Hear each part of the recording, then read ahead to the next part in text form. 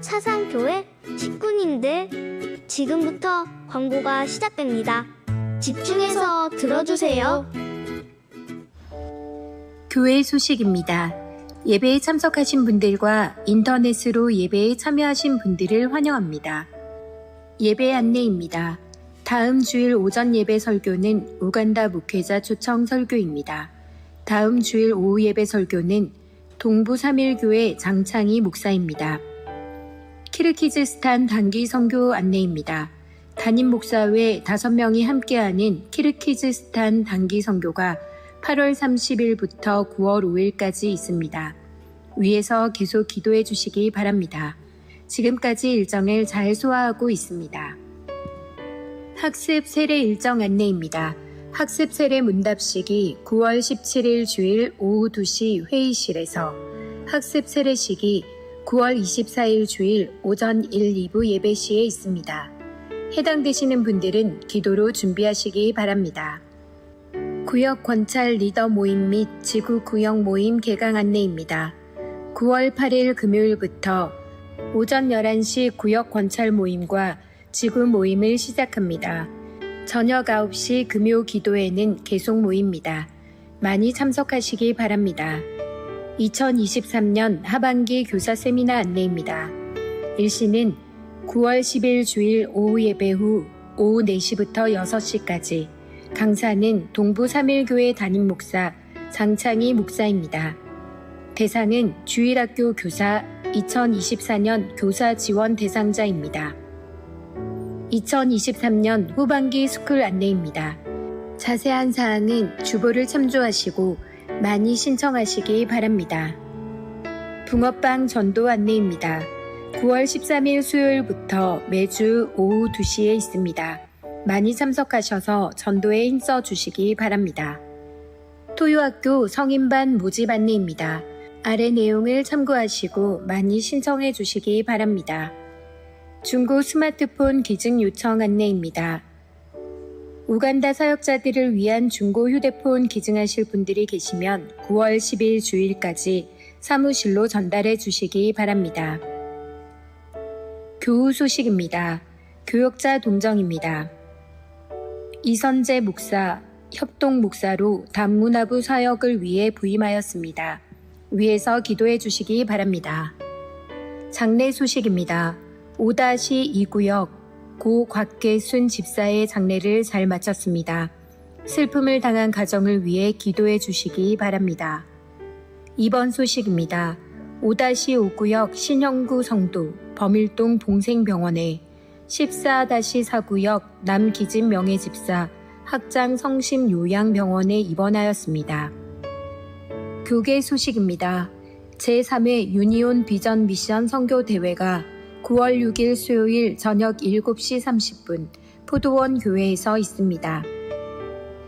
VIP 새가족을 환영합니다. 지난주에 등록하신 새가족들입니다. 새가족들을 진심으로 환영해 주시고 위에서 기도해 주시기 바랍니다.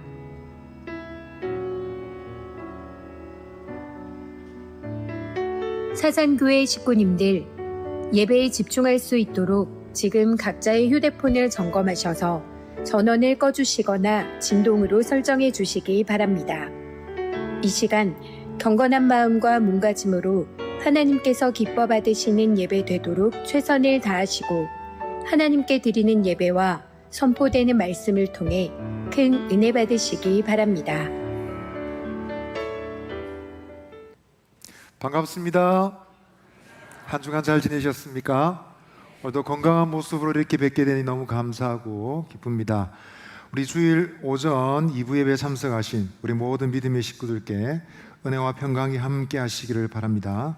영상으로 함께 하시는 우리 믿음의 식구들에게도 같은 은혜로 임하시기를 바랍니다. 우리 이 시간에 다 같이 자리에서 일어나시겠습니다.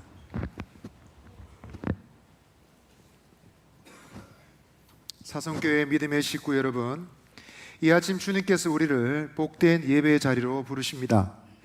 누구든지 있는 모습 그대로 얼마든지 나오라 말씀하십니다. 이 시간 우리 온 마음을 다하여 주님께 영과 진리로 예배하며 나아가겠습니다.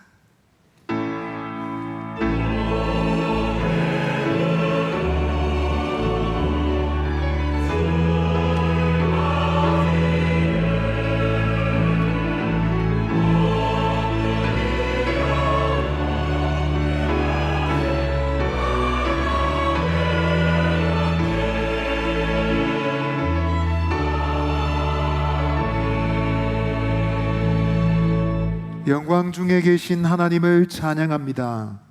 이 시간 주의 크신 은혜를 의지하여 주님 앞으로 나아가오니 이곳에 주의 보좌를 펼치시고 좌정하시고 주의 백성들 위해 친히 임하여 주옵소서. 예수님의 이름으로 기도드립니다. 아멘.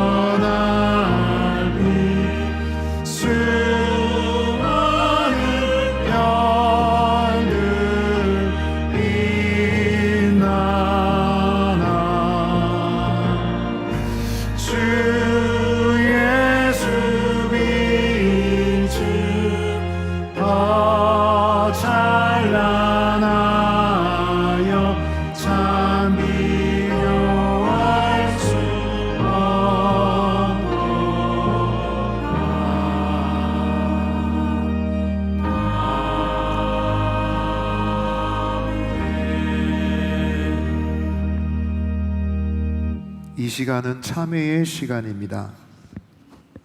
우리 지난날의 우리의 삶을 돌아보며 우리의 허물과 죄를 주께 드리며 주님의 자비하심을 구하며 기도하며 나아갑시다. 용서하신 하나님 은혜 한량 없고 참회하며 나가는 자들을 얼마나 받으시는 줄 알고 이 시간 참회의 기도를 드리며 나아가겠습니다. 우리 주여 한번 고백하고 기도하며 나아가겠습니다. 주여, 하나님 아버지, 이 시간 주의 은혜를 구합니다. 우리 모든 죄 허물이 다 주의 앞에 있사오니 이 시간 주의 자비하심과 은혜를 구하며 주의 보좌 앞에 나아갑니다. 사유하신 은혜가 주 앞에 있사오니 주의 종들을 불쌍히 여기시고 긍휼을 베풀어 주옵소서. 저울에 달려 모자람 없기를 기도합니다. 허물가지를 주 예수의 볼로 덮어주셔서 가려주시고 주의 자비와 긍휼을 덧입혀 주시기를 원합니다. 하나님과의 화목이 회복되고 주님과 평화를 누리는 이 시간이 되게 하여 주옵소서. 주의 백성들에게 필요한 은혜를 베풀어 주사 주의 사유하심의 은혜로 다시 살고 회복되는 이 시간이 되게 하여 주옵소서. 오직 주님만 의지하고 나아갑니다.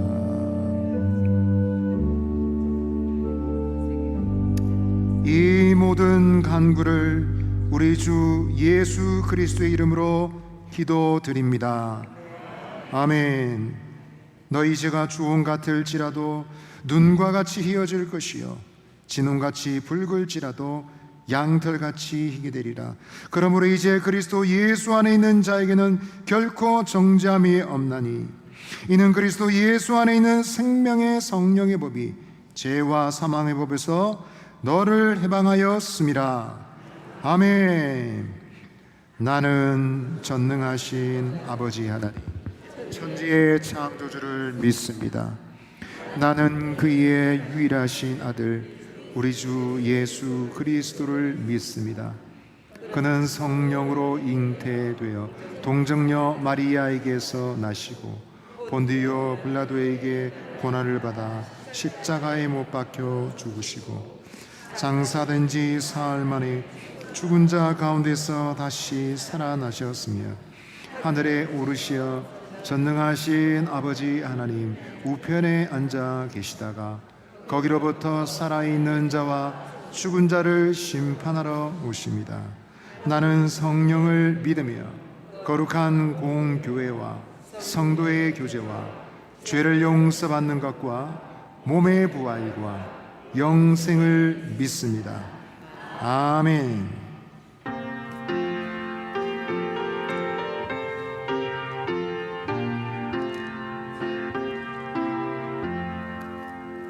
나 속죄함을 받은 한없는 기쁨을 다 헤아릴 수 없어서 늘 찬송합니다. 나 속죄받으는 나 속죄받으는 찬미하겠네. 나 속죄받으는 주의 이름 찬미하겠네. 나 속죄함을 받으는 내 마음이 새로워 주 뜻을 준행하면서 길을 버리네. 나 속죄받으는 주를 찬미하겠네. 나 속죄받으는 주의 이름 찬미하겠네. 나 속죄함을 성령이 오셔서 하나님 자녀 된 것을 곧 증언합니다. 나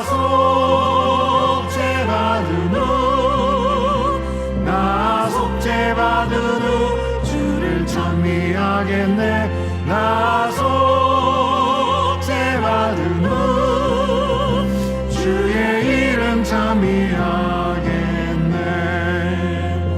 나 속죄함을 받으는 보혈의 공로로 내 주의 은혜 입으니 늘 평안합니다.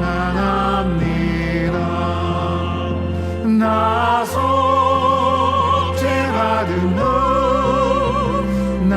속죄받으는 주를 찬미하겠네. 나 속죄받으는 주의 이름 찬미하겠네.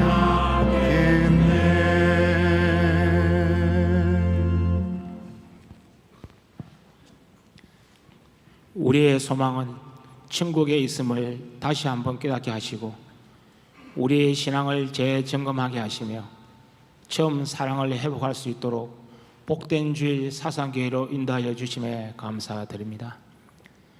주께서 우리와 함께 동행하시고 복된 길로 인도하시지만 우리 자신은 내일을 걱정하고 미래의 삶을 염려하며 세상의 목표를 향하여 달려가고 있습니다. 주님, 저희들의 죄를 용서하여 주옵시고 세상의 목표만 바라보고 달려가는 것이 아니라 우리의 시선을 교회의 부흥과 천국 소망을 바라보며 살아갈 수 있도록 인도하여 주시옵소서. 자연을 통하여 아름답고 풍성한 가을을 허락하신 주님께 감사와 찬양을 올려드립니다. 사상교회 성도들의 삶과 가정에서도 영육 간의 풍성함을 허락하시고 화목하고 아름다운 가정이 되게 하시며 성령의 은혜로 축복이 가득한 가정이 되게 하여 주시옵소서. 복음과 몸된 교회를 위하여 헌신하며 하나님께 영광 올려드리는 사상교회 성도들의 가정이 되게 하여 주시옵소서. 말씀 묵상과 성김을 통해 주님의 자녀답게 그리스도의 향기가 나는 삶을 살아가는 사상교회 성도들의 가정이 되게 하여 주시옵소서. 주님, 올 가을에는 이전보다 더 많이 말씀을 묵상하고 싶습니다. 이전보다 더 많이 하나님과 소통하며 기도의 시간을 갖고 싶습니다. 이전보다 더 많이 하나님께 허락하신 직분을 섬기는 곳에서 더 열심히 섬기고 싶습니다. 이전보다 더 많이 형제를 사랑하고 싶습니다. 하나님의 사랑이 넘치는 사상교회와 사상교회 성도들의 가정이 되기를 원합니다. 주님, 축복하여 주시고 은혜 베풀어 주시옵소서. 교회 건축을 위하여 기도드립니다. 우리의 생각과 조건의 기준으로 건축을 준비하는 것이 아니라 여호와 이레의 하나님께 사상교회를 위한 뜻하신 계획을 기도하며 하나님의 이끄심을 따라 건축의 모든 과정이 진행되게 하옵소서. 하나님의 마음에 합하며 꿈과 비전을 가지고 교회 성장과 지역 사회를 섬기며 쓰임받는 귀한 건축이 되게 하여 주시옵소서. 기도로 준비하는 사상교회 공동체가 되게 하시고 건축을 위하여 기도하고 헌신하는 건축위원들에게 지혜와 평강을 더하여 주시옵소서. 땅끝까지 이르러 내 정인이 되리라 하신 말씀에 순종하여 생활 환경과 여건과 기후 등 여러 어려운 여건 속에서도 복음 전거를 위하여 헌신하고 계시는 선교사님의 사역에 주님 동행하여 주시고 선한 길로 인도하여 주시옵소서. 담임 목사님과 5분의 장로님께서 키르기스탄 단기 선교의 사역을 잘 마치고 건강하게 귀국할 수 있도록 일정을 간섭하여 주시고 섬기는 키르기스탄 선교 현장을 통하여 동아시아 지역 복음 사역이 잘 진행될 수 있도록 인도하여 주시옵소서. 연세 많으신 어르신들의 건강과 육체의 연약함의 문제, 원치 않는 육체의 아픔을 가진 성도들의 육체를 주님의 능력으로 치유하여 주시옵소서. 결혼과 미래의 불확실함으로 힘들어하는 청년들과 신앙생활의 문제, 경제적인 문제, 직장과 자녀 문제로 주님께 아뢰며 나아가는 사상교회 성도들의 기도 제목이 해결되는 은혜 내려 주시옵소서. 교사와 성가대와 차량 봉사로 또한 보이지 않는 여러 곳에서 섬김을 통해 수고하는 모든 성도들이 헌신할 때 은혜와 기쁨이 넘치게 하시고 기쁨으로 섬기는 곳에 하나님 축복하여 주시옵소서. 준비된 호사나 성가대와 합초단의 찬양을 주님께 올려드리오니 주님 홀로 영광받아 주시옵소서. 그가 찾으시는 사람이란 제목으로 말씀을 전가하시는 권진우 목사님을 성령의 능력으로 붙들어 주시고 축복의 통로로 사용하여 주시옵소서. 우리를 구원하신 예수님의 이름으로 기도드립니다. 아멘.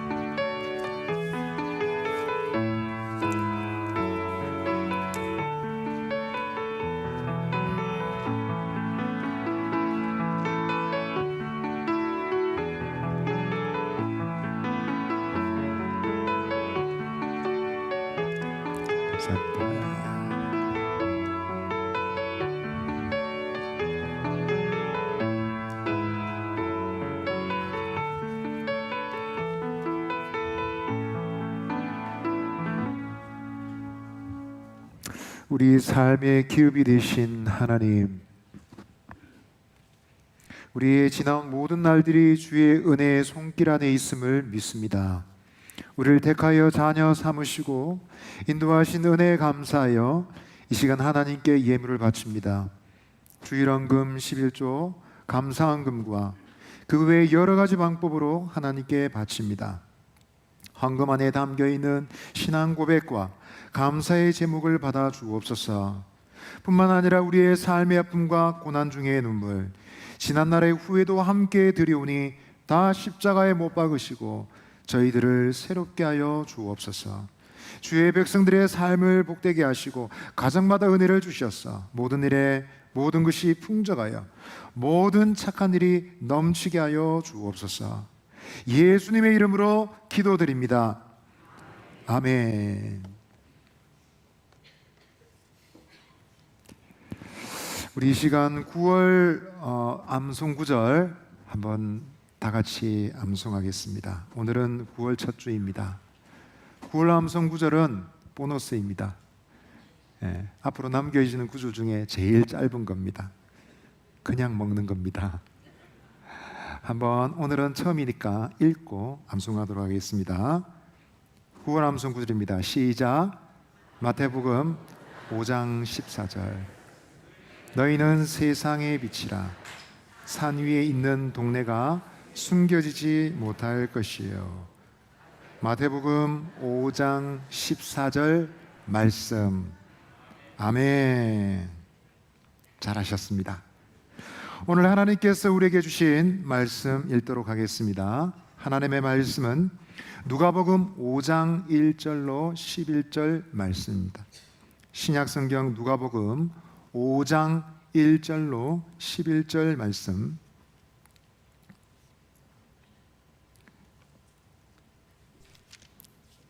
제가 읽어드리겠습니다. 무리가 몰려와서 하나님의 말씀을 들을새 예수는 게네사렛 호숫가에 서서 호숫가에 배에 두 척이 있는 것을 보시니 어부들은 배에서 나와서 그물을 씻는지라. 예수께서 한 배에 오르시니 그 배는 시몬의 배라. 육지에서 조금 떼기를 청하시고 앉으사 배에서 무리를 가르치시더니 말씀을 마치시고 시몬에게 이르시되 깊은 데로 가서 그물을 내려 고기를 잡으라. 시몬이 대답하여 이르되 선생님, 우리들이 밤이 새도록 수고하였으되 잡은 것이 없지만은 말씀에 의지하여 내가 그물을 내리리이다 하고 그렇게 하니 고기를 잡은 것이 심히 많아 그물이 찢어지는지라. 이에 다른 배에 있는 동무들에게 손짓하여 와서 도와달라 하니 그들이 와서 두 배의 채움에 잠기게 되었더라. 시몬 베드로가 이를 보고 예수의 무릎 앞에 엎드려 이르되 주여 나를 떠나소서 나는 죄인으로소이다 하니 이는 자기 및 자기와 함께 있는 모든 사람이 고기 잡힌 것으로 말미암아 놀라고 세베대의 아들로서 시몬의 동업자인 야고보와 요한도 놀랐습니다. 예수께서 시몬에게 이르시되 무서워하지 말라.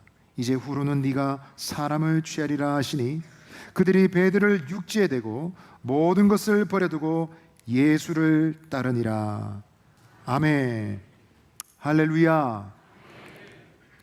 우리 키르기스탄 선교팀 위해서 기도 많이 해주셔서 감사드리고요. 계속 기도 부탁드립니다. 담임 목사님과 5분의 장로님 아주 벅찬 일정을 잘 소화해내고 계십니다. 일정 끝까지 건강 잃지 않도록 또 안전하도록 계속 기도해 주시기 바랍니다. 오늘 목사님 못 뵈서 아쉬운 분들은 다음 주에 뵐 수 있습니다. 자, 우리 서로에게 믿음의 말로 한번 권하겠습니다. 옆에 계신 분에게 이렇게 말하겠습니다. 예수님 안에 좋은 일이 있습니다. 한 번 더 말씀하시죠. 예수님 안에서 잘 되어가고 있습니다. 아멘. 어떤 사람이 말하기를 자기는 개하고는 절대로 달리기를 하지 않겠다 했습니다. 무슨 말입니까? 왜 그럽니까? 그랬더니 개보다 늦게 들어오면 개만도 못하는 사람이라 하지 않겠습니까? 그렇다고 개보다 더 빨리 달려서 들어오면 개보다 더한 사람이라 하지 않겠습니까? 그렇다고 개하고 같이 들어오면 개 같은 사람이라 하지 않겠습니까?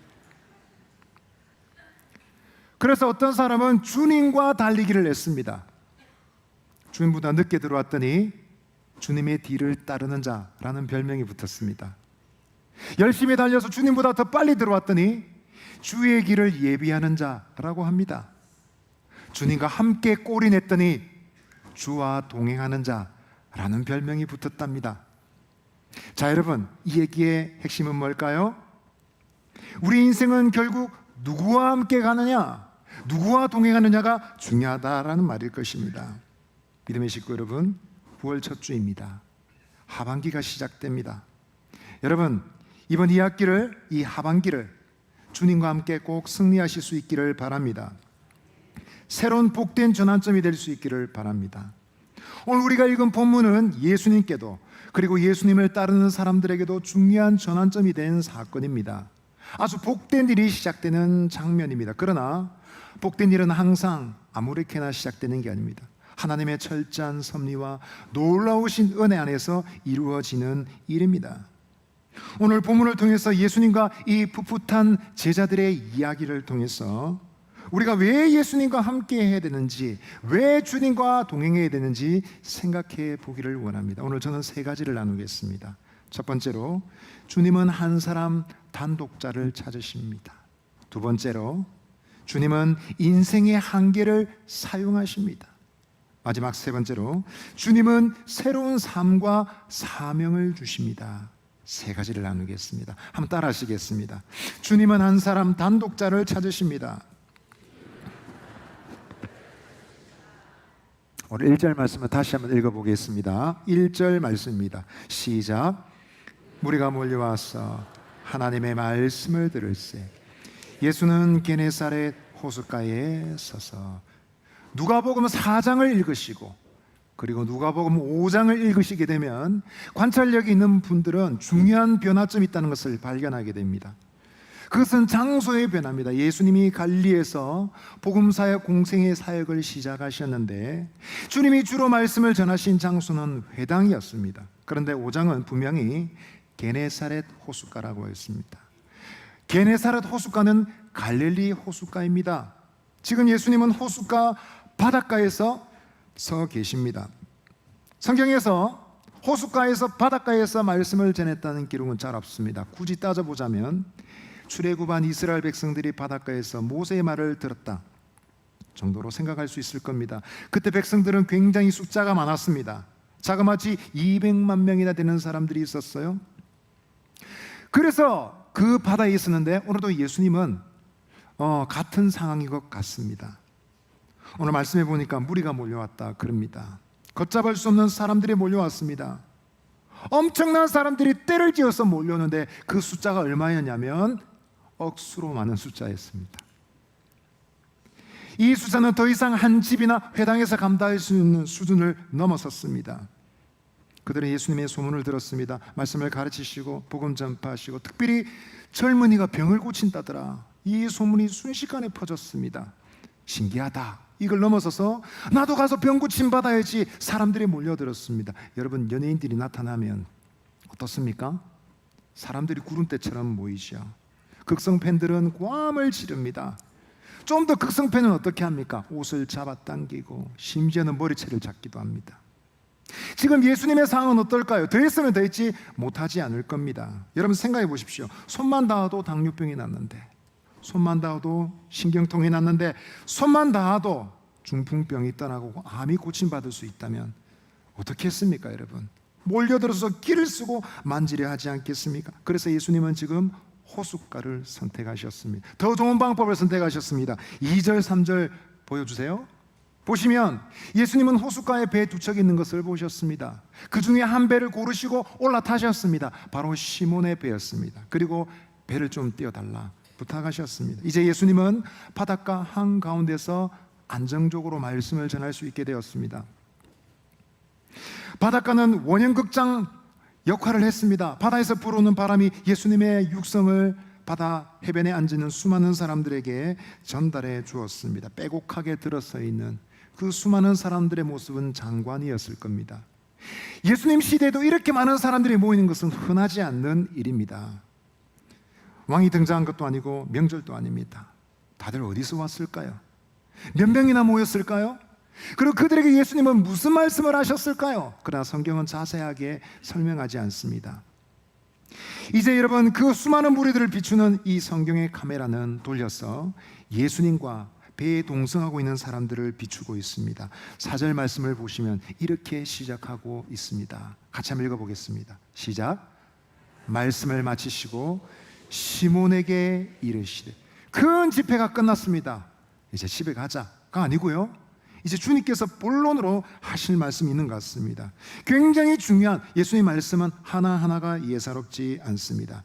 이 중요한 말씀 하시기 위해서 주목하는 인생이 바로 시몬이라는 사람이었습니다. 여러분, 시몬이 누구입니까? 시몬은 어떤 사람이죠? 누가복음 4장 보시면 예수님은 이미 구면입니다. 예수님은 그 집에 가셨습니다. 가셨더니 시몬의 장모가 열병에 걸려 누워 있습니다. 예수님이 기도하셔서 고쳐주셨습니다. 나음을 받고 일어났던 여인은 힘을 얻어서 기분 좋아서 일행들에게 식사 대접을 해 주었습니다. 그런데 그 모습 가운데 우리가 발견할 수 있는 것은 베드로는 뒷짐지고 서 있습니다. 장모님 좀 고쳐주십시오. 이것도 사실은 동료들이 한 말입니다. 친구들이 말했습니다. 좀 고쳐주세요, 예수님. 베드로는 뒷짐지고 서 있습니다. 이것은 베드로가 시몬이 예수님을 처음 만났을 때도 마찬가지입니다. 요한복음 1장에서는 시몬과 예수님의 첫 번 만남을 기록하고 있는데, 그때는 시몬의 동생이 더 주도적이었습니다. 안드레가 형을 데리고 왔습니다. 예수님, 우리 형입니다. 예수님이 안드레를 보고 칭찬하시고 안드레의 새 이름을 지어주셔야 되지 않겠습니까? 그런데 예수님은 시몬의 이름을 새로 지어주셨습니다. 너의 이름을 장차 게바라 하리라. 예사롭지 않는 말씀이죠. 의미심장한 장면입니다. 그러나 시몬은 시큰둥합니다. 별 반응이 없는 것 같습니다. 시몬은 그 수많은 군중들 분위기 속에 숨어 있는 것 같습니다. 등잔 밑이 어둡다고 그 작은 그늘 밑에 숨어서 예수님과 적당한 거리를 유지하고 있는 것 같습니다. 그러나 여러분, 우리 주님께는 등잔 밑이 어둡지 않습니다. 거기 누가 있는지 주님은 귀신같이 찾아내시고 알아내십니다. 물론 이잡듯이 들춰내시는 것이 아니라 은근히 빛을 비추십니다. 지금 너무도 자연스럽지 않습니까? 예수님은 집회를 마치셨지만 배에서 내리면 될까요? 안 될까요? 배에서 내리면 안 되겠죠? 내리면 환자들이 달라붙지 않겠습니까? 예수님, 한 번만 기대주고 가십시오. 한 번만 고쳐주고 가십시오. 그러면 집회가 2차, 3차 이어져야 됩니다. 예수님 제자들에게, 사람들에게 말씀하셔야 됩니다. 지금 이대로 좀 있자, 아니면 어디로 좀 가자 말씀하셔야 되는 상황입니다. 그 좋은 상황에 예수님이 말씀을 마치시고 시몬에게 이르시되 했습니다. 한번 따라 하십시다. 주님은 한 사람을 주목하십니다. 여러분, 사람들은 많은 사람을 주목하죠. 특별히 정치인들은 어떻습니까? 사람들이 많아야 됩니다. 많은 사람들 만나고 악수하고 소개해야 표를 얻을 수 있습니다. 권력을 얻을 수 있습니다. 만약 예수님도 그들과 같은 입장이라면 집회 끝나고 많은 사람 무리가 있는 곳으로 가야 되죠. 그러나 예수님은 무리를 다 보내시고 지금 시몬에게 집중하고 계십니다. 시몬에게 말씀하고 계십니다. 이것은 주님 앞에 서야 될 사람이 어떤 사람인지를 잘 보여주고 있습니다. 철학자 키에르케고르라는 사람은 이렇게 말했습니다.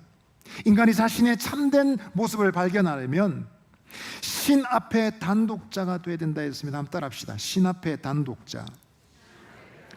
여기서 신은 어떤 신일까요? 고무신 아닙니다. 마호메트 아닙니다. 알라 아닙니다. 석가모니 아닙니다. 여기서 말하는 신은 성경의 신입니다. 마음대로 인생에 살 수 있지만 그런다고 자신의 모습을 발견할 수 있는 게 아니다. 윤리 도덕적으로 살려고 예를 쓸 수 있지만 그렇다고 해서 자신의 모습을 발견할 수 있는 게 아니다. 자신의 모습을 발견하면 초월자이신 하나님 앞에 서야 된다. 그러기 전에 인생의 두려움을 떨쳐낼 수 없는 것이 바로 인생이다 라고 말했습니다. 여러분, 이것은 시몬의 모습을 잘 설명하는 것이지 않겠습니까? 그리고 저와 여러분들의 모습을 설명하는 것이지 않겠습니까? 우리는 사람들 뒤에 숨는 거 좋아합니다. 분위기 좋지 중요하지 않습니까?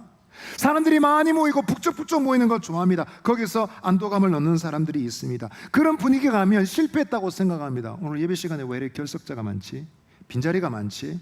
오늘 실패했네? 이렇게 생각하는 분들이 있습니다. 좀 많은 사람들이 있어야 편안해지는 것이죠. 소위 말하면 소속감입니다. 근데 여러분, 소속감은 오래가지 않습니다. 그 끝은 공허합니다. 우리 인생에 우리 중심에 있는 결정적인 필요가 채워지지 않으면 그 분위기란 것은 별로 도움이 되지 않기 때문에 그렇습니다. 저는 초등학교 3학년 때 어머님 허락도 받지 않고 무단으로 버스를 올라탄 적이 있습니다. 이사를 많이 다녔기 때문에 전 동네에 사는 친구들을 만나고 싶었던 겁니다. 그래서 버스를 타고 반송에서 부산 진역까지 상당히 멀지 않습니까? 가기 위해서 버스를 올라탔습니다. 당시 버스비는 60원.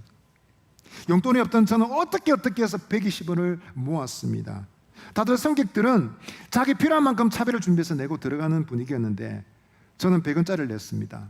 거스름돈 받아야 되지 않습니까? 그거 받아야 돌아올 수 있으니까요. 말을 해야 되는데 뒤에 승객들이 밀려서 들어옵니다. 밀려버렸어요. 그러고 말하는데 버스가 출발합니다. 기사 선생님은 열심히 운전하고 계십니다. 말을 못하겠습니다. 그리고 버스 정류장이 2개, 3개 계속 지나갑니다. 저는 말없이 옆에 붙어 있습니다. 기사 선생님도 귀찮으셨는지 웬 시커먼 애가 옆에 붙어 있으니까 거슬렸겠죠. 야, 너 왜 그래 옆에 붙어 있어? 뒤로 가! 그러시는 거예요. 그때 제가 말했습니다. 저 잔도를 못 받았는데요. 어? 너 100원짜리 냈어? 예. 그럼 말을 해야지. 그러면서 40원을 주셨습니다. 집으로 돌아올 수 있게 됐습니다. 지금 생각해 보면 그때 왜 그랬지? 그때 왜 그랬을까? 내 필요하면 얘기하면 되는데 왜 그랬을까? 그런 생각이 듭니다. 어린 시절에 알 수 없는 신이죠. 아이들의 알 수 없는 신이 상태입니다. 그런데 여러분, 살아가는 동안 어른들도 때로는 애매한 자리에 있는 것을 보게 됩니다. 여러분, 교회 온다는 것은 사랑받고 관심받고 싶어서 오는 거 아닙니까, 여러분? 그런데도 여러분, 말도 없이 군중 속에 숨어서 조용히 왔다 갔다 하는 경우들이 있습니다. 그래서 신방 한번 하시면 어떨까요? 그러면 깜짝 놀랍니다. 아니요, 다음번에 하겠습니다. 신방 한번 하시면 좋습니다. 그러면 아니요, 다른 사람부터 먼저 하십시오. 저는 필요 없습니다. 그래서 여러분, 순서가 밀리고 여러분 잘 돌보지 못하면 잊혀진 사람처럼 되죠. 근데 나중에 이렇게 말씀하시더라고요. 교회가 사랑이 없다 그럽니다. 청년들은 더 심합니다. 바쁜 세상인지라 말 못 붙일 것 같습니다. 연락하면 안 될 것 같고 찾아가면 안 될 것 같습니다. 심지어 예배 모임에서 이름도 부르면 안 될 것 같습니다. 내버려두면 잊혀진 사람이 되죠. 그런데 나중에 말합니다. 우리 청년회가 사랑이 없어요. 그렇게 얘기합니다. 알 수 없는 심리 상태입니다. 우리 모두가 그런 모습으로 살아가고 있는지 모르겠습니다. 그런 우리에게 주님은 찾아오시는데 여러분, 군중을 대하시고 도매가로 넘기시는 것이 아니라 우리 각자 한 사람 한 사람을 주목하신다라는 것입니다. 어떻게 해요? 우리에게 말씀을 들려주심으로써 우리를 가까이 하십니다. 하나님의 말씀이 내 귀에 들려올 때는 지금 주님께서 나를 주목하고 계신 시간이라 이해하시면 됩니다. 설교 시간에 내 얘기하는 것 같으면 어떻게 반응하시면 좋을까요? 누가 일러 바친노? 누가 내 얘기했노? 기분 나쁘게 그러지 마시고, 아, 주님이 지금 나에게 주목하고 계시는구나, 이해하시면 되겠습니다. 믿음의 식구 여러분, 여러분들도 청중의 분위기 속에, 무리 속에 여러분 숨어서 적당히 자기도 모르게 숨어 계시지는 않습니까? 우린 주님 앞에 나아갈 때 단독자로 서기를 노력해야 됩니다. 하나님은 우리 모두를 알고 계십니다. 그러나 모두를 알고 계시지만 한 사람 한 사람 다 알고 계십니다. 외당 맨 앞자리에 앉아 계신 뿐만 아니라 가운데 계신 분도, 뒤에 계신 분도, 우리 맨 뒤에 계신 분들도 우리 주님 주목하시고 바라보시는 줄 믿습니다. 믿으십니까? 우리 옆에 계신 분에게 이렇게 말씀하시죠. 하나님은 당신에게 관심이 있습니다. 한 번 더 얘기하시죠. 하나님은 당신에게 관심 많습니다. 주님은 한 사람 단독자를 찾으십니다. 두 번째로 한번 따라하겠습니다. 주님은 인생의 한계를 사용하십니다. 주님의 지대한 관심은 지금 시몬에게 있습니다. 군중들은 떠나갔고 한 사람에게 집중되고 있습니다. 그러나 시몬은 어떻습니까? 요한복음 1장에서 예수님 처음 만났습니다. 누가복음 4장에서 예수님을 집에 초대했습니다. 뿐만 아니라 그 집 앞에서 사람들이, 병자들이 찾아와서 좀 고쳐주세요. 예수님 식사도 못하시고 한밤에 집회를 벌였어요. 신유 집회가 벌어졌습니다. 수많은 사람들이 병 고침을 받고 귀신이 떠나가는 난리를 쳤습니다. 그런데도 불구하고 시몬은 예수님께 시큰둥합니다. 관심이 없는 것 같아요. 그런 시몬에게 드디어 주님은 말씀하십니다. 깊은 데로 가서 그물을 내려 고기를 잡으라 하십니다. 이 말씀은 일단 기본적으로 예수님이 뱃삭을 지불하시겠다는 뜻입니다. 예수님께는 공짜가 없죠. 설교를 얼마나 하시는지 모르지만 배를 사용하는 시간만큼의 사용료를 내시겠다는 겁니다. 고기 몇 마리 작게 주시면 손해 보충하는 거잖아요, 그죠? 여러분, 이처럼 주님께 드린 것은 손해가 없습니다. 주의 말씀을, 마음을 보십시오. 친절하시죠. 사실 주님께 무엇을 드려도 그것은 마땅한 겁니다. 주님은 주인이시고 하나님이십니다. 다 받으셔도 마땅하십니다. 그런데 거꾸로 주님이 우리에게 마치 빚진 것처럼 갚아주려 하십니다. 이것은 마치 생일을 맞이해서 아이들에게 축하를 받는 부모와 똑같습니다. 생일이 되면, 부모님이 생일이 되면 어떻게 합니까? 종이에 써가지고 그림을 써서 아빠 사랑해요, 엄마 사랑해요, 생일 축하해요, 엄마 아빠 결혼기념일 축하해요, 색종이 붙이고 막 그래서 벽에 붙이고 그렇게 합니다. 그렇게 안 합니까? 저희 집에는 쿠폰을 만들어 주더라고요. 안마 쿠폰, 설거지 쿠폰, 아빠 방해 안 하기 쿠폰, 아빠 방해 안 들어가기 1시간 쿠폰, 아빠 방해 안 들어가기 3시간 쿠폰 많이 만들어 놨어요. 우리 딸내미는 이래 놨어요. 아빠한테 매일 사랑해요 해주기 쿠폰 분명히 만들어 놓고 약속을 안 지키고 있습니다. 여러분, 그거 받으면 어떻습니까? 저는 기분 좋아서 치킨 피자 다 사야 됩니다. 마땅히 제가 받아야 됨에도 불구하고 제가 여러분 갚아줍니다. 이것처럼 주님은 손해본 것을 갚아주려 하시는 좋은 주님이십니다. 좋으신 분 맞죠? 그런데 여러분, 지금 이 호의로하신 말씀이지만 이 말씀이 베드로에게는 편안하게 들리지 않습니다. 깊은 데로 가서 그물을 내려 고기를 잡으라. 사실 이것은 베드로의, 시몬의 자존심을 건드리는 말이에요. 공자 앞에 문자를, 차라리 공자 앞에 문자를 쓰시고 돼지 앞에서 코를 뒤집으시지. 뭐라고요? 갈릴리 토박 여부 내한테, 잔뼈가 굵은 내한테 고기 잡는 법을 가르쳐 주신다고요? 어젯밤에 밤새도록 일을 썼고 지금 다 끝냈고 그물도 다 씻었는데 다시 가라고요? 깊은 데로 가려면 5km, 6km는 가야 되는데 다시 가라 말씀입니까? 생각했을 겁니다. 여러분, 예를 들어 한번 생각해 보십시오. 제가 신방을 갔는데 우리 공장을 운영하시는 배 집사님 계십니다. 아십니까? 모르셔도 괜찮습니다. 그러면서 제가 신방하면서 이래 말했다 하면 생각해 보십시오. 집사님, 기계를 만드실 때 요땐 요래 해보시고요, 요거 만들 때 이렇게 한번 해보시고요, 혹시 공장 운영이 어려우시면 요 방법을 한번 써보십시오. 그러면 집사님 뭘 하시겠습니까? 목사님, 교회 일도 바쁘실 건데 뭐 그런까지 신경 쓰십니까? 설교 준비라 좀 열심히 하겠어. 그러지 않겠습니까? 이 베시 어부도 마찬가지. 베드로 어부, 베시 어부도 마찬가지. 예수님, 요즘은 목수가 고기도 낚습니까? 분명히 이력서 보니까 전체 목수밖에 없던데 왜 이러십니까? 그러지 않겠습니까? 근데 시몬은 어떻게 대답했을까요? 5절 말씀 같이 읽어보겠습니다. 시작. 시몬이 대답하여 이르되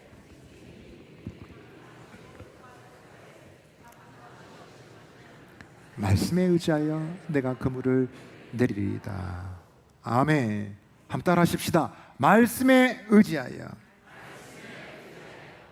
베드로는 지금 자존심이 굉장히 상했어요. 그러나 양보할 수밖에 없는 입장입니다. 왜냐하면 전날 밤에 완전히 허탕쳤거든요. 내가 그래도 갈릴리 토박이 어부고 잔뼈가 굵은 시몬입니다 라고 말하기에는 좀 곤란해요. 지금 그렇게 주장하기가. 물론 하루 망쳤다고 해서 망하는 게 아닙니다. 당시 어부는 다른 직업의 사람들보다 평균 수입이 훨씬 많았답니다. 베드로는 부자였을 가능성이 있습니다. 그러나 지금 예수님의 이 곤란한 요청을 거부하기는 지금 상당히 좀 애매합니다. 전직 목수께서 와 그러십니까? 그러면 예수님 뭐라 하시겠습니까? 그래, 그러면 현직 어부 니는 몇 마리 잡았노? 그러시지 않겠습니까? 게다가 주님의 말씀을 물리치기는 뭔가 특별한 것이 있습니다. 시몬은 배에서 꼼짝없이 붙들어 설교 다 들었습니다. 배에서 내릴 수가 없지 않습니까? 한 배를 탔다는 것은 운명 공동체거든요. 죽는 것도 같이 죽고 살아도 같이 사는 겁니다. 예. 한 배에 탔습니다.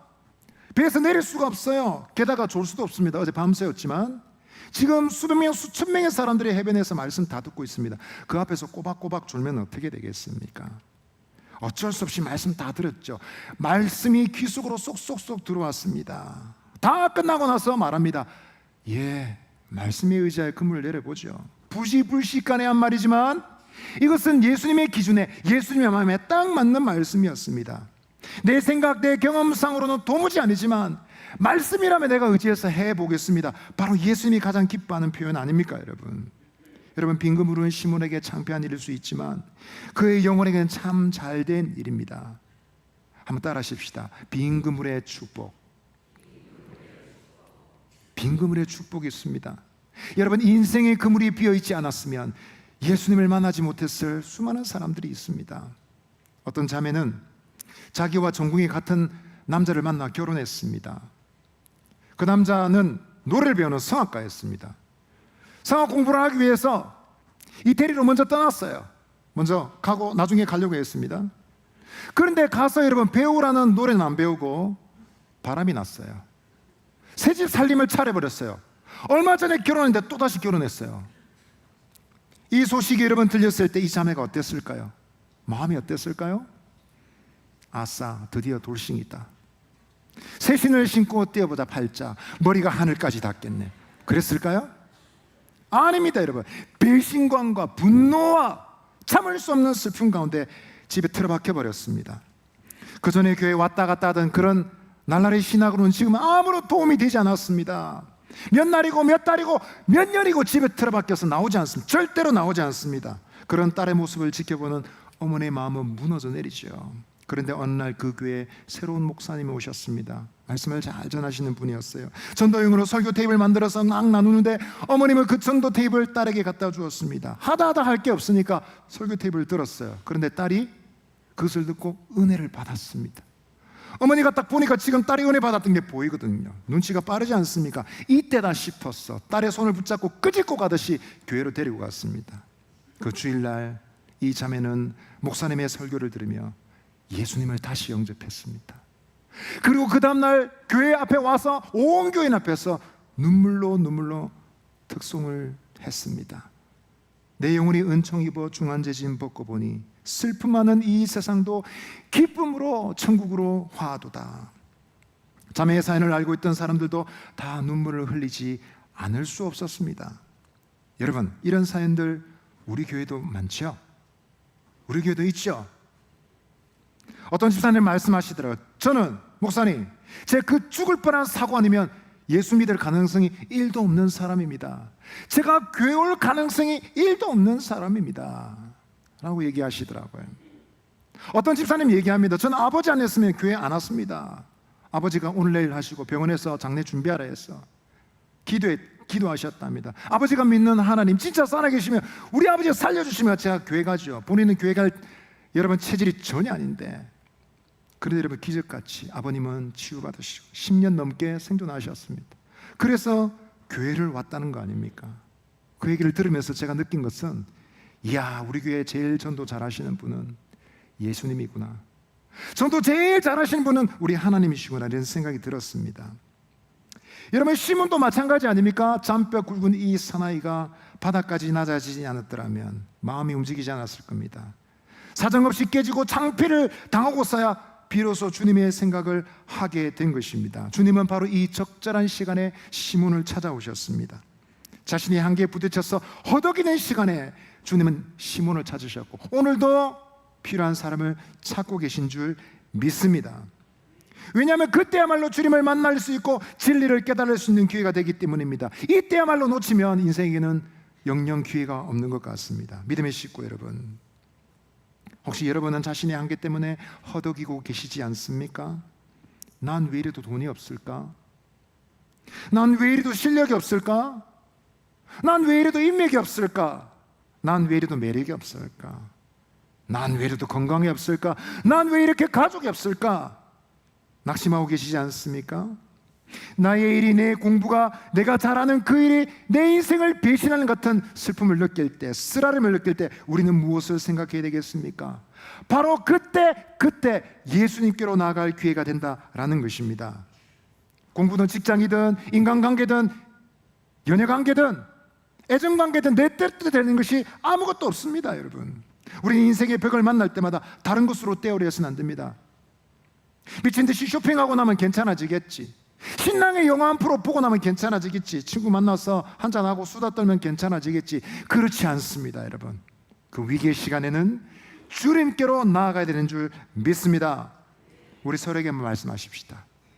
위기의 시간에 인생의 주인이신 예수님께로 나아갑시다. 주님은 우리의 한계를 사용하십니다. 한계를 통해서 우리를 불러주십니다. 한 번 더 따라 하시겠습니다. 주님은 새로운 삶과 사명을 주십니다. 여러분, 깊은 곳으로 던져진 그물은 어떻게 되었을까요? 6절 7절 말씀 보시면 이렇습니다. 그렇게 하니 고기를 잡은 것이 심이 많아 그물이 찢어지는지라. 이에 다른 배에 있는 동무들에게 손짓하여 와서 도와달라 하니 그들이 와서 2배의 체험에 잠기게 되었더라. 여러분, 고기가 많은 정도가 아니라 그물이 찢어졌답니다. 2배가 잠기려고 했답니다. 그런데 자세히 보시면 그물이 터지진 않았어요. 배가 가라앉진 않았습니다. 만일 배가 가라앉았으면 어떻게 됐을까요? 다음날 갈릴리 일보, 여러분, 일면에 뉴스 기사가 떴겠죠. 예수라는 작자가 은혜를 준다면서 어부를 바다 한가운데 데리고 와서 다 빠져치겠다. 곤란하지 않습니까? 우리 주님은 은혜를 주실 때 여러분 감당할 수 있을 만큼 주십니다. 그러나 감당할 수 있을 만큼 은혜 주실 때 넘치게 풍성하게 채워주시는 분이신 줄 믿습니다. 여러분, 이 넘치는 은혜를 어떻게 적응해야 될까요? 말씀대로 하면 언제나 성공한다. 예수 믿고 장사하면 무조건 부자 된다. 예수 믿고 공부하면 다 1등한다. 그런 걸 얘기하는 게 아닙니다. 오늘 말씀은 예수님의 절대적 주권, 능력을 보여주시는 말씀입니다. 그분은 창조주이십니다. 자연 만물까지 다스리시는 분이십니다. 그분은 하나님의 아들이십니다. 믿으십니까? 아멘. 그 능력을 보여주고 온 자에게 언제든지 보여주시는 분이시다. 예수님이 어떤 분이신지 세상에 나타내 보이신다라는 것입니다. 우리는 살아가면서 노력하는 것이 귀하지만 뭐든지 내가 노력한 대로 수고한 대로 다 얻게 될 것이다 생각하지 말아야 됩니다. 결과를 내가 못 박아놔 놓고 하나님 이렇게 응답 안 해주시면 저 교회 떠나갈 겁니다. 그럼 곤란합니다. 하나님 이렇게 딱 안 해주시면 하나님 아닙니다. 죄송하지만 저도 그렇게 기도한 적이 있어서 그렇게 하면 안 됩니다.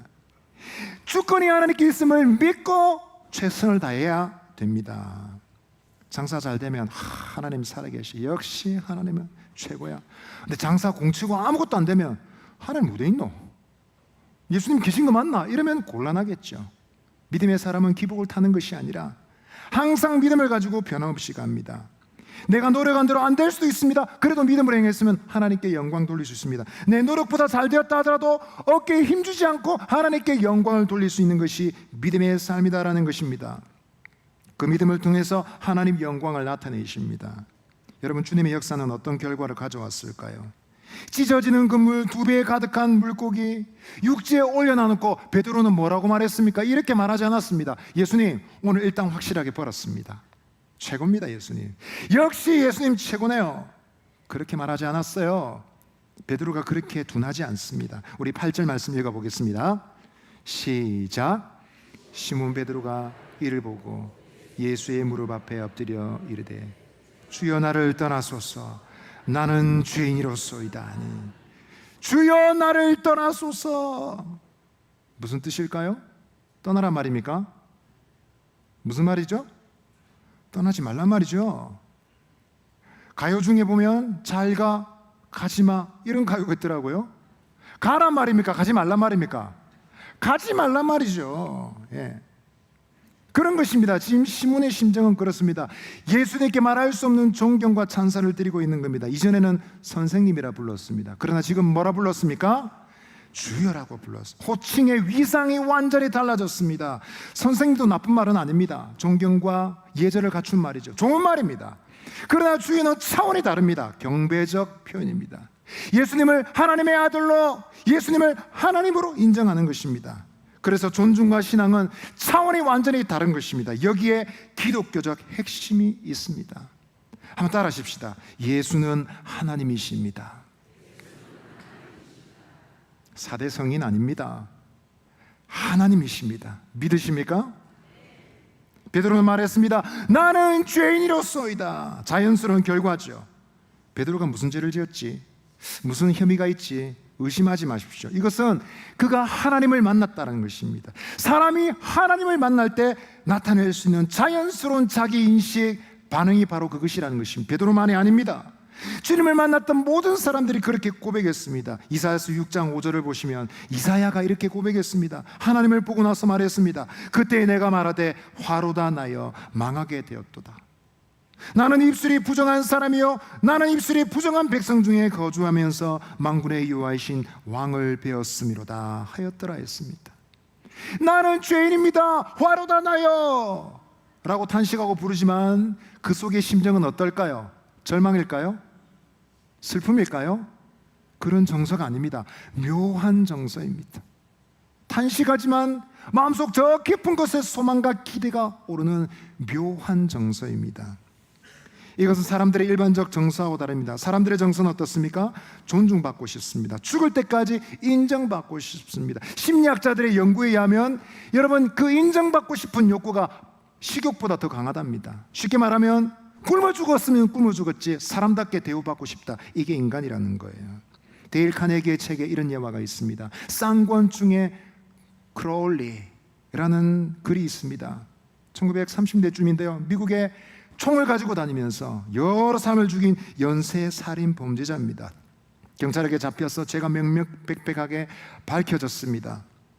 그럼에도 불구하고 재판정에서 이 사람이 이렇게 말했어요. 나는 그저 착하게 살고 싶었을 뿐인데 세상이 나를 가만두지 않았어요. 그렇게 말했습니다. 어이가 없죠. 여러분 무엇을 할 수 있습니까? 그런 흉악 범죄자들조차도 인정받고 싶어요. 자기의 죄를 지적받는 것을 좋아하지 않는다는 것입니다. 그러나 여러분 어떻습니까? 하나님을 목격한 사람은 자신의 죄를 폭로합니다. 나는 죄인입니다 라고 고백합니다. 나 같은 죄인 살리신 주 은혜 고마워.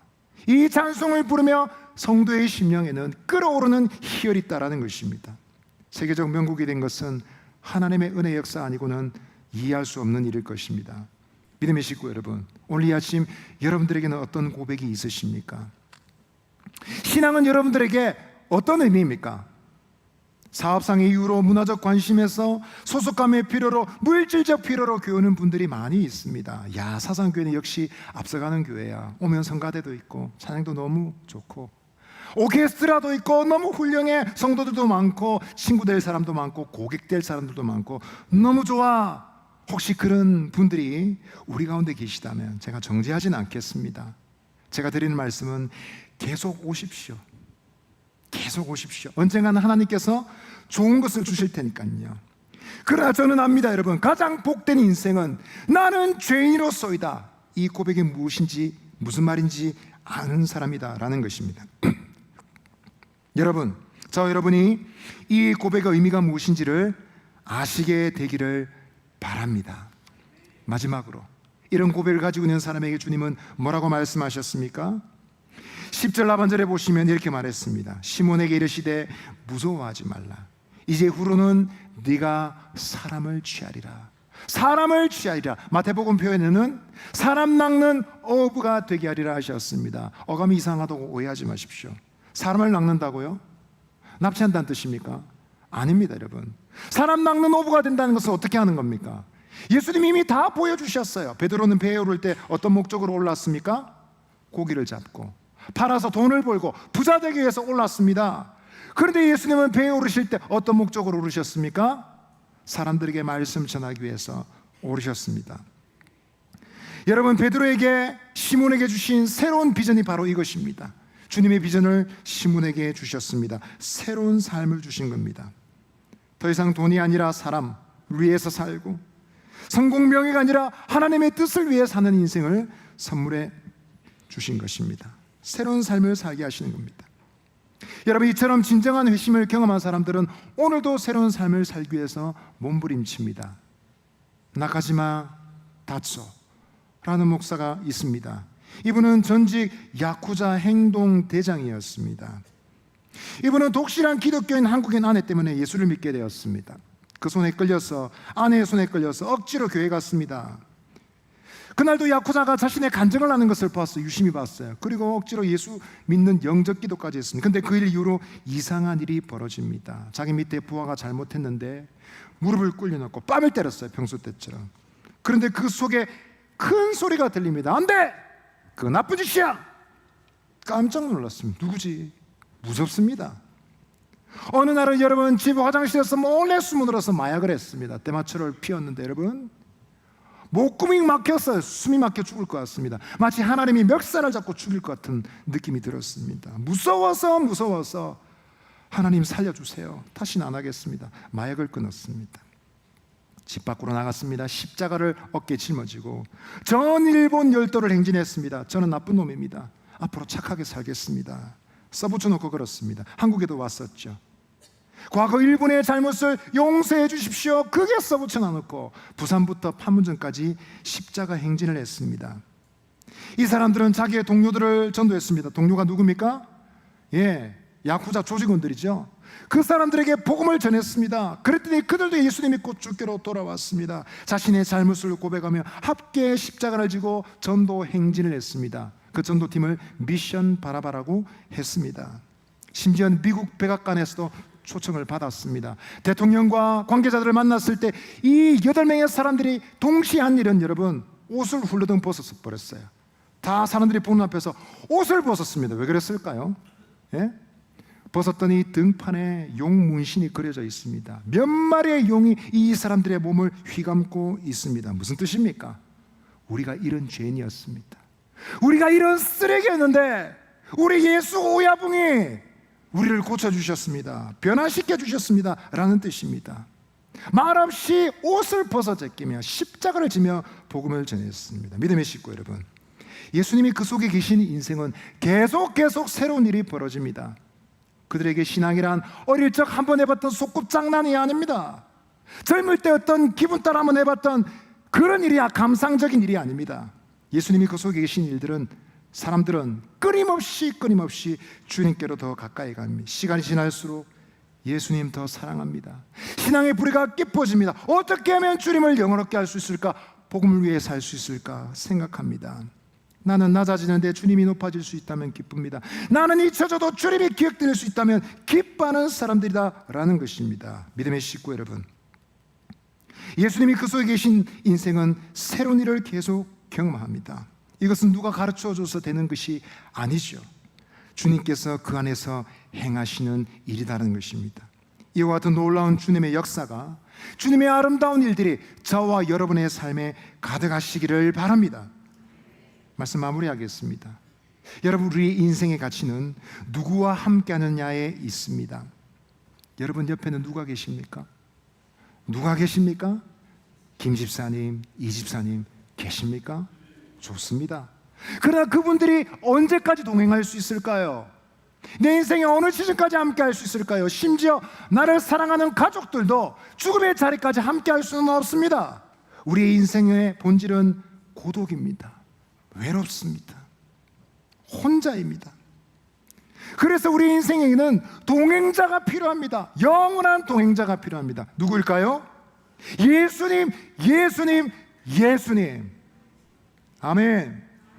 그분은 오늘도 우리에게 찾아오셔서 외로운 우리를 찾고 계십니다. 한 사람 단독자를 만나십니다. 수많은 군중 속에 도매급으로 넘기시는 것이 아니라 나의 이름을 기억하시고 내 얼굴을 기억하시고 나에게 말씀하시고 나에게 찾아오십니다. 그분은 우리의 안개로 나의 허덕일 때 우리 자신을 보여주십니다. 주님만이 우리의 구원자이신 것을 가르쳐 주십니다. 그리고 우리에게 새로운 삶을 주십니다. 돈과 명예와 성공을 위해 사는 것이 아니라 하나님 영광을 위하여 예수의 영광을 위해 사는 사람으로 변화시켜 주십니다. 할렐루야. 믿음의 식구 여러분, 이 하반기 이 주님과 함께 출발하시지 않겠습니까? 이 9월달 첫 주를 이 주님과 함께 시작하시지 않으시겠습니까? 매 순간 주님과 동행할 수 있다면 우리의 삶은 비바람 풍파가 몰아닥쳐도 항상 생명의 빛으로 충만하게 될 줄 믿습니다. 믿음으로 승리하시는 저 여러분 되시기를 바랍니다. 우리 옆에 계신 분에게 이렇게 말합시다. 그가 찾으시는 사람 바로 당신입니다. 반대편 분에게 한번 더 얘기해 주세요. 그가 찾으시는 사람 바로 당신입니다. 할렐루야. 우리 자리에서 일어나서 찬양 드리겠습니다.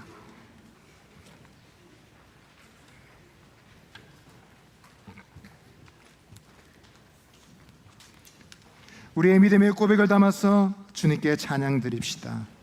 이 찬송이 나의 기도가 되고 나의 신앙 고백, 나의 삶이 되기를 바랍니다.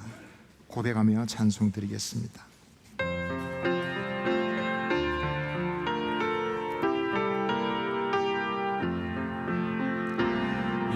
생길로 마음 지쳐 살아갈 용이 없어질 때 너 홀로 앉아서 나심지 말고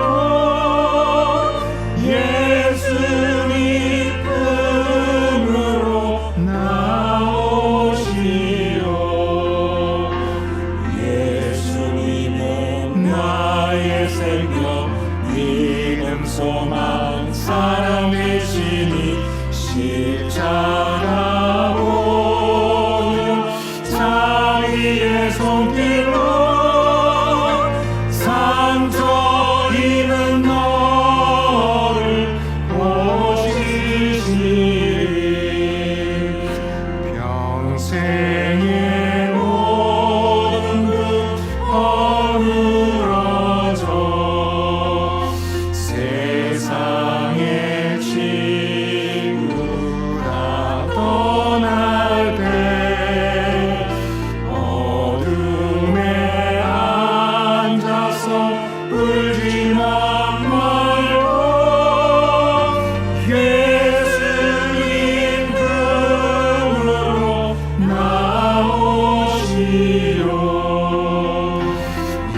예수님은 나의 생명 믿음 소망 사랑 되시니 십자가 보는 자비의 손길로 상처 입은 너를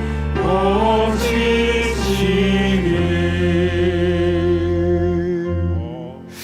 주 예수 그리스도의 은혜와 하나님의 사랑과 성령의 교제하게 하시는 은혜가 오직 주님을 내 인생의 동행자로 삼고 평생에 주님만 의지하여 살기를 원하는 주님이 사랑하시는 사상교회 모든 식구들 위에 영원토록 함께 있을지어다. 아멘.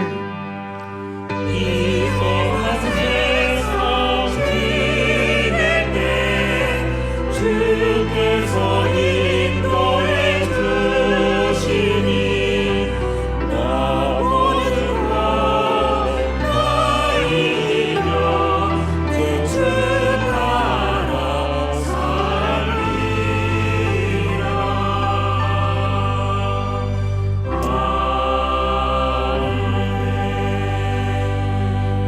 할렐루야. 아멘. 가시기 전에 중요한 광고 한 가지만 듣고 가주세요. 오늘부터 다문화부 담당 교육자로 오신 분이 계십니다. 한번 소개하도록 하겠습니다. 앞으로 한번 모시겠습니다. 우리 다문화부를 섬겨주실 교육자이십니다. 목사님, 사모님 서 계신데요. 우리 목사님은 이선재 목사님이십니다. 예, 우리 협동 목사로 사역하시게 되었고 다문화부를 섬기시게 되었습니다. 선교사로도 사역을 하신 걸로 알고 있습니다. 우리 목사님 그동안 사역을 잘 하시고 앞으로 사역을 잘 하시고 열심히 하시도록 힘 잃지 않고 열매 있게 사역하시도록 여러분 기도 많이 해주시기를 바라겠습니다. 우리 인사하실 때 뜨거운 박수로 한번 환영해 주세요.